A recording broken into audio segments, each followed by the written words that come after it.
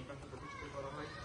এই ব্লাড ব্যাংকটার নাম এখান থেকে চয়েস করে ভাই বন্ধুরা একসঙ্গে কাজ করে, এই কারণে ব্লাড ব্যাংকের নাম ব্লাড ব্যাংক দেওয়া হয়।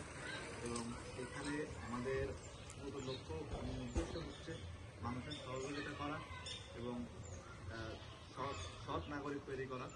এবং আমাদের এখান থেকে যারা আমরা আছি তারা অনেক অসহায় আছে আমাদের এলাকায়, যারা বিভিন্ন সময় বিভিন্ন যেমন আছে পরীক্ষার ফর্ম ফিল আপ করতে পারে না, পড়ালেখায় বই কিনতে পারে না, এমন আছে যে ঈদের সময় সীমায় তিনি কিনতে পারে না, তাদেরকে কিছু সহযোগিতা করা।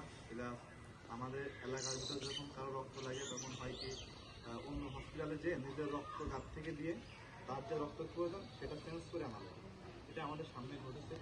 আমাদের যখন দেখি আমাদের এক ভাই অসুস্থ আছে, নিজের আপন ভাই মনে করে তাকে সর্বোচ্চ সহযোগিতা করার জন্য আমরা এই সংগঠনটা করেছি।